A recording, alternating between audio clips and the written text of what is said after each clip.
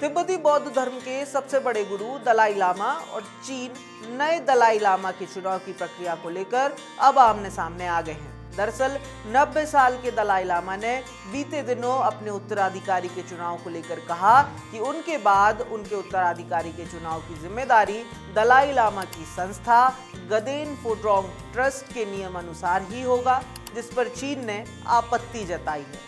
खैर, इस सब के बीच ये जानना दिलचस्प है कि आखिर दलाई लामा का चुनाव होता कैसे है। तिब्बती बौद्ध धर्म में दलाई लामा चुनने की प्रथा सदियों पुरानी है।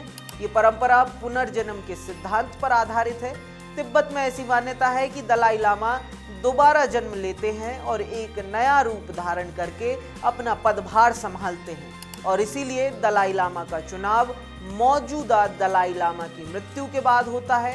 दलाई लामा जीवित रहते हुए अपने पुनर्जन्म को लेकर कुछ संकेत देकर जाते हैं, इसीलिए नए दलाई लामा के चुनाव नहीं बल्कि खोज होती है और इस खोज के लिए कई संकेतों की मान्यता है।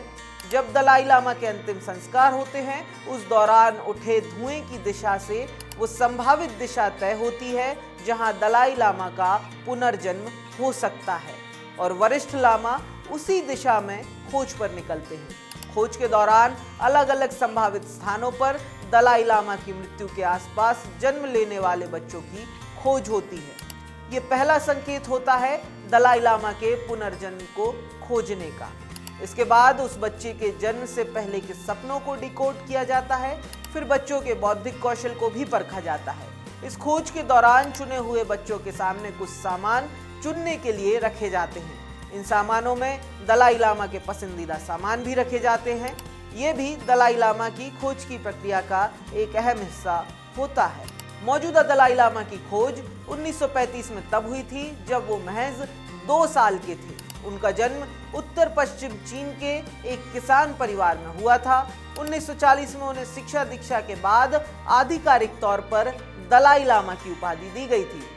1959 में तिब्बत में चीनी नियंत्रण के खिलाफ असफल विद्रोह के बाद वे भारत आए और तभी से वे भारत में धर्मशाला में रह रहे हैं।